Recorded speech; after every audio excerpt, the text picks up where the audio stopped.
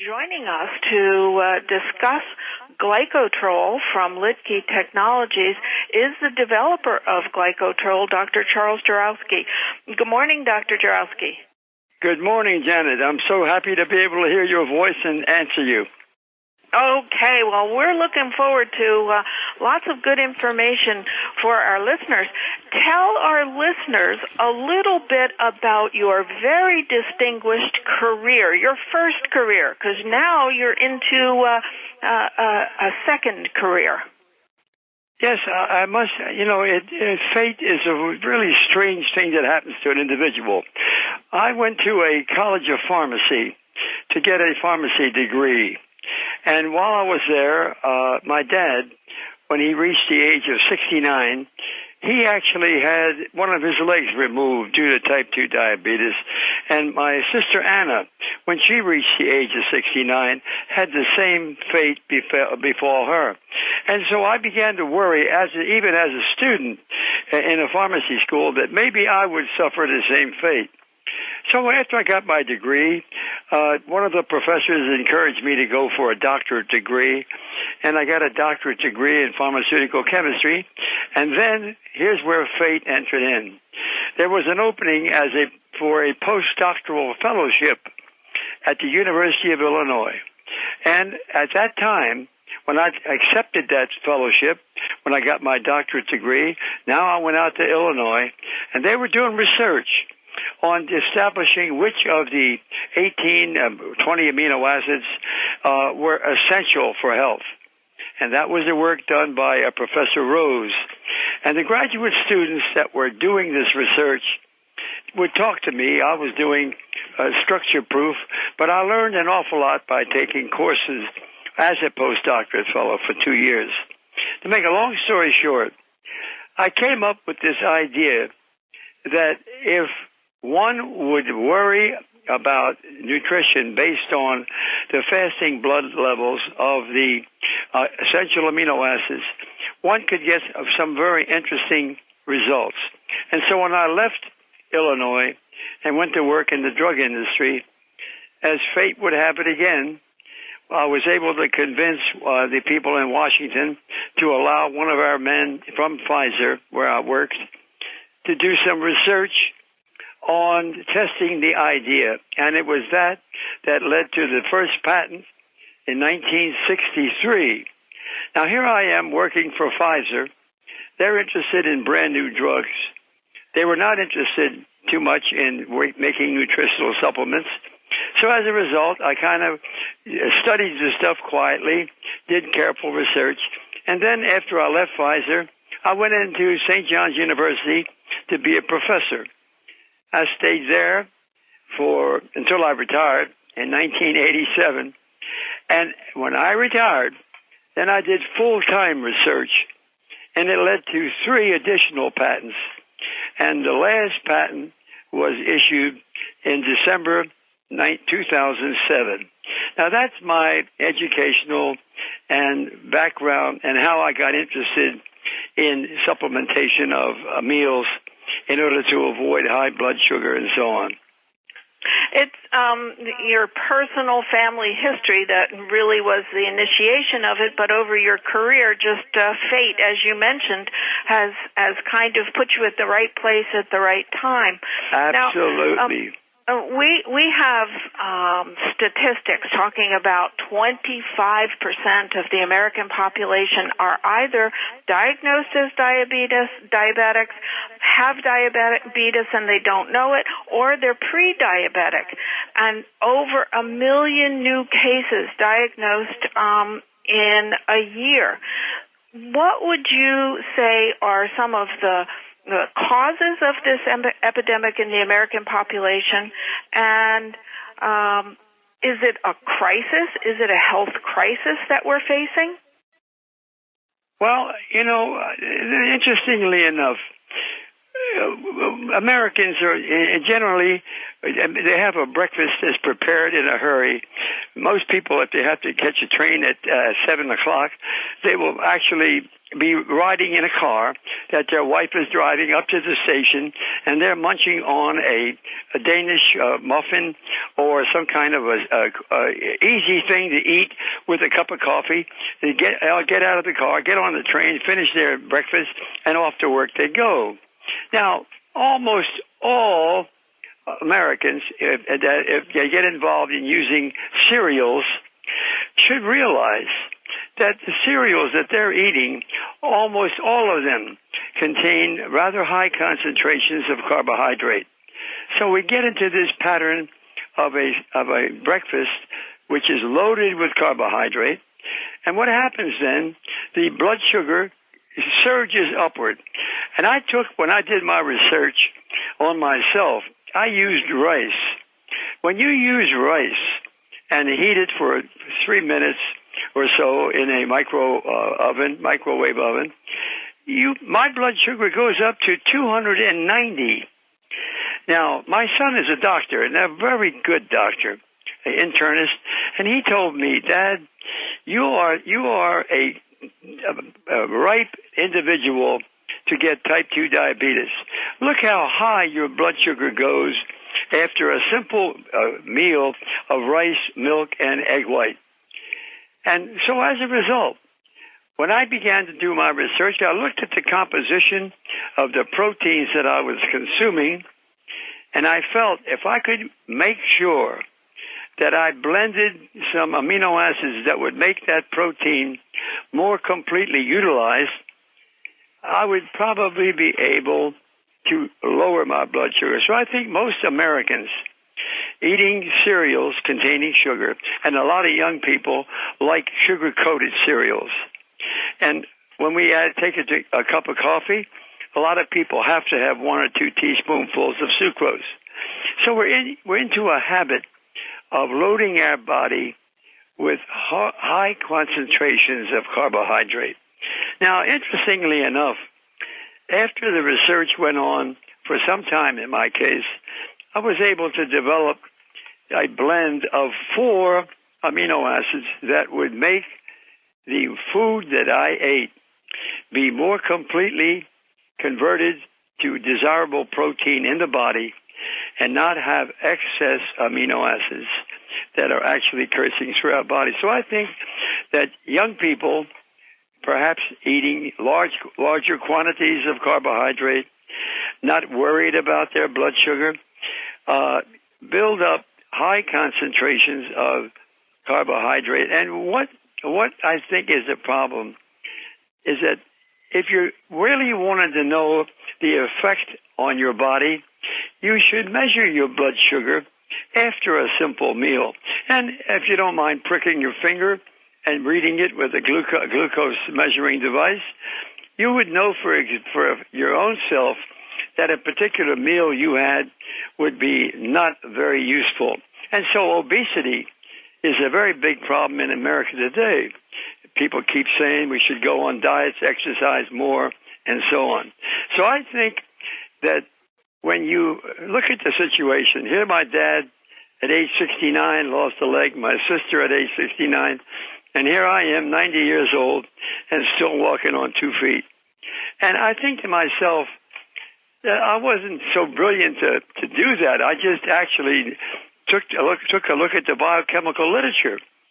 And when you read through and find out what I learned by reading this material, that amino acids, if you eat a large meal, much more than you should eat, your body doesn't just urinate out the excess amino acids.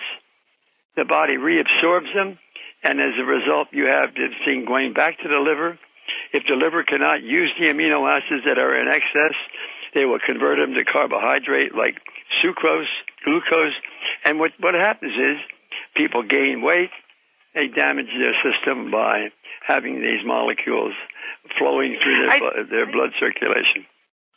I think it probably is an eye-opening statement for a lot of our listeners to hear that the components of protein, the amino acids, if they are not properly metabolized and utilized in the body, this excess of amino acids actually is converted into sugars, different forms of sugars. Because over the years, people have been told that if they reduce the carbs, particularly the simple carbs in their diet, and they eat a higher protein diet, then their risk of destabilizing blood sugar chemistry is reduced. But what you're saying, if we eat too much, if it is a large meal, even if it's a high protein meal and does not contain the simple carbohydrates, it is still possible that you can elevate your blood sugar. That's correct, Janet. That's correct. You mentioned to measure your blood sugar after a simple meal. What might be a level that would be in a danger area? What might be an acceptable blood sugar level after a simple meal? And how long after the meal should you wait to measure your blood sugar? Well, I always tell people when I'm giving a lecture before a group of people, you don't have to believe what I'm telling you. Everything is true, but all you can find out is very simply is I wish I had a bottle of Glycotrol capsules here. I would give you some to take home. If you eat the same breakfast on Monday and then on Tuesday have the same breakfast and take one of the capsules before you eat, if you measure your blood sugar 10 minutes after you finish the meal, the breakfast meal, if you don't see a dramatic change, then either one of two things. Either you chose a meal low in carbohydrate, or you actually have a very active pancreas that makes enough insulin. So, in my case, when I take rice, milk, and egg white, heat that together for about 3 minutes, and then eat that, 10 minutes after the last morsel has been swallowed by me, I measure my blood sugar without supplementation now, no glycotrol. My blood sugar reaches 290. Now, if you talk to people who are experts, the Dietetic Society, they say, the Diabetic Society says, keep your blood sugars below 160.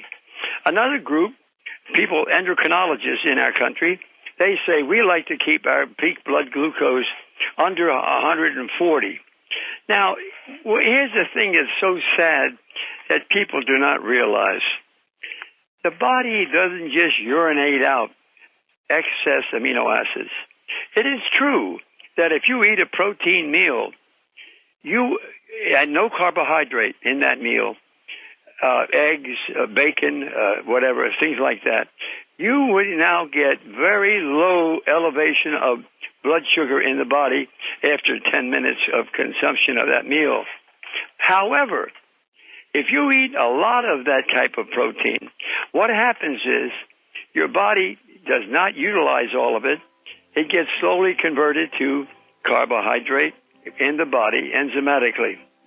Now, the bad thing about protein meals to cut down blood sugar is that if one eats a lot of protein, what happens is the amino groups, the nitrogen atoms, are converted to byproducts, and these can be very bad and very toxic if your kidneys do not function properly.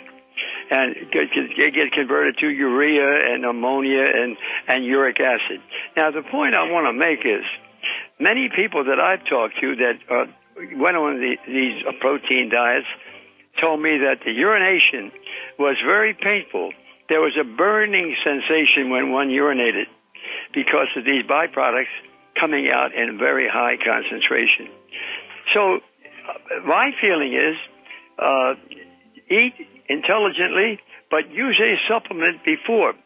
And the thing about this now, Janet, that is so interesting, the amino acids by themselves will stimulate the pancreas to make insulin, if your insulin is being produced satisfactorily and you want to get a stimulus to have the pancreas secrete more insulin, amino acids will do it. However, when you use 4 amino acids that are found to be useful in the typical protein meals that we eat in our country, what happens is not only do you stimulate the pancreas, but you also more completely convert the protein that is in your meal to desirable products in the body, like albumin and gamma globulin and so on. Very, very important information for our listeners, Dr. Jarowski. And what we're going to do is take a short break right now on Healthline. And when we come back, we will discuss those 4 very, very important amino acids that are found in Glycotrol and find out how we can go about very, very successfully balancing blood sugar chemistry. To our listeners, you're tuned to Healthline. I'm Janet Cimarelli. I'm here with Dr. Charles Jarowski, and he is the formulator of the product we're talking about, Glycotrol, for the dietary management of blood glucose, cholesterol, BUN, and triglycerides. And we'll be right back after these messages. Just before the break, we were talking about the amino acid component in Glycotrol. Dr. Jarowski, tell us a little bit about those 4 amino acids and why they are in this formula. Okay. When one looks at the average fasting profile, plasma profile, in other words, if you talk about a large number of people, like 15 or 20 people that come into a hospital and they have their blood, before they eat a meal, have a sample of their blood assay. And if you average that all out, you find out that most human beings have fasting plasma levels of the amino acids that do not differ that radically. And so what happens is that if you now say, I'm going to look at the proteins that we eat, we know the composition of the proteins, and we compare the amino acids. For example, tryptophan is limiting in many of the amino acid proteins that we eat. A tryptophan is a very important amino acid in order to make more of the protein consumed properly inside the blood system, so that when you don't have a lot of amino acids left over that can't be utilized, because albumin and gamma globulin, for example, those proteins both contain tryptophan. And if you don't have enough tryptophan in your diet, if you're eating a protein like a piece of pork or beef or whatever, or fish, you find out that you will be short of tryptophan as the limiting amino acid, and it would be nice if you had a little more present in the form of a glycotrol capsule. Now, when you add more tryptophan, you make that protein a more valuable, a more completely utilized protein. Now, after you satisfy the tryptophan requirement, if you look at the rest of the composition of the protein and the fasting blood, you say it would be nice to make that even still better by adding some lysine, another amino acid. And indeed, you will find that to be the case. When we did our research at the National Institute of Health way back in 1963, in that era, we actually showed that we could get much better growth of these rats by having amino acids that would make that protein better balanced. So lysine, tryptophan, valine, and methionine were all developed by making the protein more completely better balanced, more completely utilized. And as a result, we use that in our Glycotrol formula. Now, we said to ourselves, all right, if this is going to make the protein better that we're going to have to eat, and what we did was analyze 60 proteins that are commonly consumed, vegetable protein, animal protein, eggs, milk, things like that were actually in our daily diet in America. And we found out that if we looked at the composition of these proteins, these 4 amino acids would make that protein a better quality that we've consumed. In other words, when you take egg, let's say egg white, milk, and eat that, and you find out that the urea level is lower, you find out the blood sugar is under control if you use that supplement.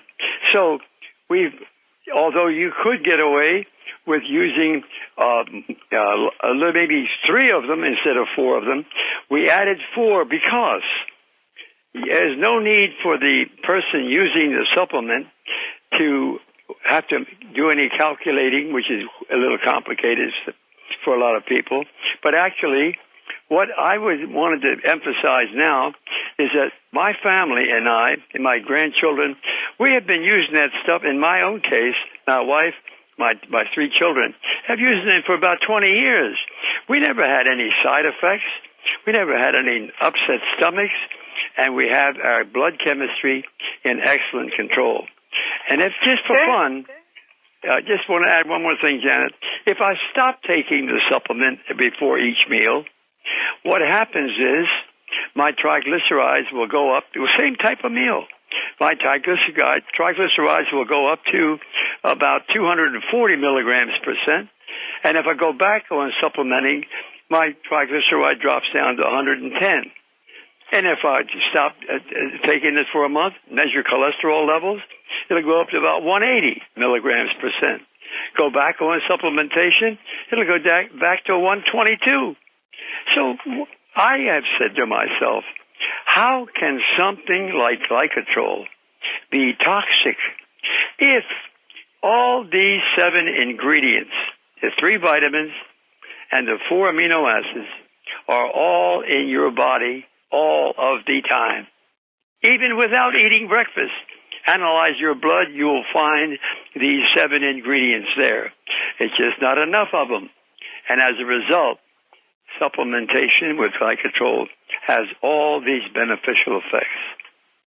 It's very interesting because in your newsletter, it talks about these 4 amino acids. When they're present in sufficient number, sufficient amount, then the possibility of the excess amino acids being converted into sugar and changing your blood sugar level is significantly reduced. What role does B6, B12, and folic acid, that combination of vitamins, play? They're important. And the reason I did that in my research was that I knew that at the time I was doing that work, there was a great fetish about methionine being possibly toxic for individuals who have a tendency to produce a homocysteine. It's a chemical which they felt would lead to some toxic effects. And so I looked at the publication that was in the literature by several investigators, very outstanding scientists, that said that B12, B6, and folic acid, present in the amounts that are in the capsule of Glycotrol, actually would prevent any levels of homocysteine from being developed. And so I felt if someone was using Glycotrol and decided that they would take 2 or 3 in order to not have to worry about taking 1 before each meal, that they may lead to some side effects. Actually, later on, recent literature says that homocysteine will not be affected in any kind of an adverse way to be coming from methionine. And the use of the vitamins is not a bad idea because they're very useful in protein synthesis anyway. And I felt there's no point in leaving them out because then it would mean you would just be selling the 4 amino acids. And people, if they take them properly, 1 before each meal, they will have no problem whatsoever of anything. Now, you can look at my wife and myself. Yeah? It's true. The Glycotrol is very, very easy to take. Well, I'm really getting so much out of this discussion with you, Dr. Jarowski, and I'm looking forward to the response from those individuals out there that I know have had a great deal of difficulty in balancing out their blood sugar chemistry despite having very great focus on their quality diet, despite using the substances that they have been educated about from the natural realm that are meant to balance blood sugar chemistry. Talking about those people who have been diagnosed as diabetic and using medication, are they able to use the Glycotrol in addition to their medication? Now, that would have to be tried. The way I look at it is this. I would feel when friends of mine and people that I meet when I go to give a seminar, when they ask me about the very question that you raised, Janet, the thing that I tell them is that since I do not take any drugs at all, there would be no way for me to give personal experience. And I do know a few cousins of mine that have used Glycotrol in addition to drugs, and that hasn't hurt them at all. But I told them that they could try leaving out the drug and see what happened over a 2 or 3 day period. And a few of my cousins that tried that actually stopped taking the drugs because they found that Glycotrol kept them in perfect control of their blood sugar level. Usually, the peak level occurs right after a meal. When the body has not consumed any food at all, the blood sugar stays at a rather lower level. Now you eat a meal. If it's an improper meal for you, and you don't have protection against the surging blood sugar, then you will have levels way up at last for a few hours. Now, if you think, well, it's going to come down, why be concerned about it? Well, there's one thing that is being overlooked. If you have a high concentration for about 2 or 3 hours, and by a high concentration, I'm talking about something over 200 milligrams %, when you have something up there for a couple hours, the glucose molecules have a tendency to react with hemoglobin, which the red blood cells flowing through your body, they actually interact with them. And when you make a compound called hemoglobin A1C, what happens is those molecules are stable in the body for about 4 months. And they're not useful to have around because they're bigger molecules attached to glucose now, and they flow around to your body, and they damage your kidneys, they damage your eyes, and as a result, people should be concerned if their blood sugar is up over 200 for too long a period. As a matter of fact, like I mentioned earlier, it's not nice to even get over 140, say the endocrinologist, and it shouldn't get over 160, says the American Diabetic Association, because they're worried about this hemoglobin A1C. So now, one last thing, Janet. If you're cheating on your doctor and you're now eating sweets, and you go back to the doctor and he's checking you and he says, Janet, I can tell you haven't been following my recommendation of cutting back on carbohydrates. And she said, how do you know that? For the last few days, all I had. He said, yes, but you were really being hurting yourself by actually eating a lot of carbohydrate for a few weeks ago, because these things that form in your body stay around for 4 months before they get completely destroyed by the body enzymes. So high blood sugar is a bad thing to have for long periods of time. If you don't eat, your body drops down in blood sugar because it uses it like we use gasoline for a car. That's the body's energy. But if you now are taking too much, then you cause these side reactions to occur. And as a result, you can only in time find that you have hurt your eyes and your kidneys and your liver. So to answer your question, high blood sugar should be under control. Dietary-wise, you should worry about it. One thing I should mention to you that is interesting in my case and my wife's case. She wanted to join me when I did some of this research about 20 years ago, 15 years ago. And so what happened? We decided that since we were going to use the capsule before each meal, before breakfast, before lunch, before dinner, we would not eat between meals. And we thought it would be stupid to use high carbohydrate containing meals if we're trying to keep our levels under control. So following that dietary regimen, no snacking, eating carefully between each, no, not between meals, but each meal was very carefully chosen. We lost weight. I lost 35 pounds. And interestingly enough, you'll get a kick out of this, I went from 185 down to 155, which was my weight when I got married 63 years ago. God bless you. Happy day.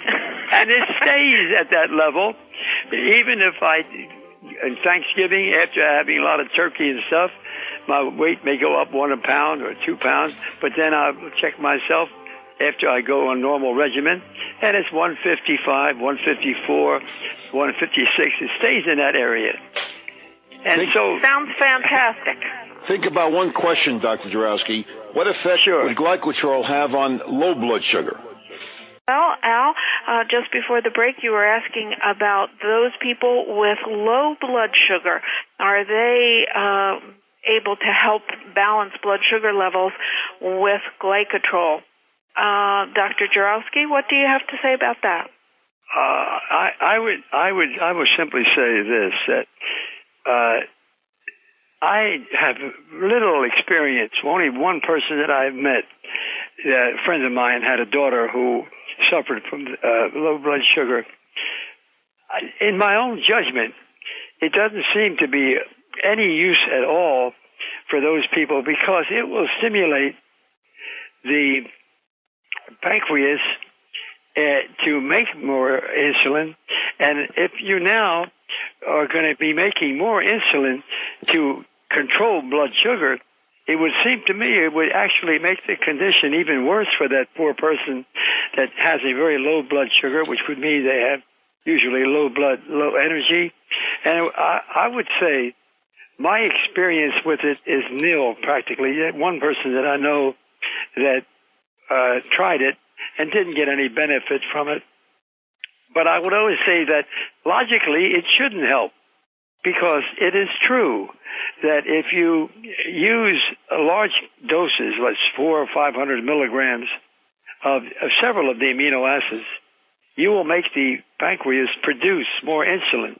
Now, if more insulin is present, it's logical to deduce that you're going to get a little better control of sugar that's already in your body, and it's going to maybe even lower it worse. And as we all know, people with low blood sugar, they actually lose their mobility. They kind of walk wobbly. They're almost as if they're inebriated. And if someone overdoses themselves with insulin, maybe gets too many, maybe he forgets they already took a shot and takes another injection of insulin, you can't tell the difference between him being intoxicated with alcohol or low blood sugar. They stagger as if they're inebriated. So I can only say, this is a long-winded way to answer you, that I don't know if it would be useful, and I would imagine it could have to be very carefully done in order to be sure you weren't hurting somebody and making it even worse. What about someone who has a family history of diabetes, but so far their blood sugar testing shows them to be in the normal range? Should they begin to use Glycotrol? I think it has a multiple usage. Not only will it help them not get these high levels of glucose in their body, which I mentioned earlier can cause some very bad side effects, but they also will get better utilization of a conversion to their protein intake into useful protein in the body. What people don't realize, and animal studies have shown this, that if you take a dog, for example, and feed him a product containing a radioactive carbon, let's say glycine, which is a non-essential amino acid, or maybe even valine, an essential amino acid, and you now feed that dog a diet containing this radioactive material, that dog will have cholesterol, for example, with the radioactive carbon in it. And that would mean that by feeding an animal imbalanced amino acids in the form of protein, you can produce cholesterol, you can produce triglycerides, you can convert the amino acids to glucose. It's an amazing thing. So the body has a wonderful factory, but it's so versatile that if it has extra building blocks flowing around through the body, it can convert them to highly desirable, complicated protein structures, and also take these products and convert into undesirable metabolites, byproducts of enzymatic breakdown. After people begin using Glycotrol, what should they look for? What should they monitor? Well, if I were recommending somebody to start out, let them simply measure their blood sugar without any time special limit. I usually would try to do it after 10 minutes because usually it peaks very rapidly if you have a rapidly absorbed a meal like a heated rice meal. Now, I don't eat rice all the time now, but my point is, if I'm doing research and trying to see how effective Glycotrol is, I like to use a very high concentration of carbohydrate in a protein like rice. But if one now is going to start to make a change, maybe they're going to go and eat a different type of meal, and they're worried about their blood sugar level, it would seem to me that to check it for 10 minutes after a meal, half an hour, and see what happens. If they see that they're in good shape and that the Glycotrol is protecting them, well, they can say that on their list, this particular meal change that they're making is not deleterious to their health. But they don't have to do that with every time they eat. But they change the meal if they add something else. Now, my daughter and son-in-law at one time were eating Danish. They both would have a Danish and a cup of coffee because that was simple. They satisfied their little hunger in the morning, and they went on to work. I said, have you bothered to check your blood sugar? They were both over 200. So my daughter started making Danish without sugar. And all I can tell you is that intelligent eating has to accompany it. If you're eating a massive amount of carbohydrate, it's very tough for a body to control that. So I'm sure that they wouldn't do that. And we are almost out of time. I want to let our listeners know that if they'd like to speak with someone at Litkey Technologies, they can call toll-free 800-404-8185 and find out more about Glycotrol, 800-404-8185. And you can go into Toonies and get a copy of the Litkey letter that profiles all of the discussion that we've had here on Healthline this morning. Dr. Jarowski, thank you so much for joining us. It has been absolutely a world of very high-quality information for all of those people suffering with unstable and elevated blood sugar. Thanks for joining us. Thank you, and you're welcome. To all of our listeners, thanks so much for tuning in to Healthline. Remember, Healthline's here every Monday, Wednesday, and Friday, 11 to 12 noon. Thanks for tuning in. Bye-bye, everyone. Bye-bye. Bye now.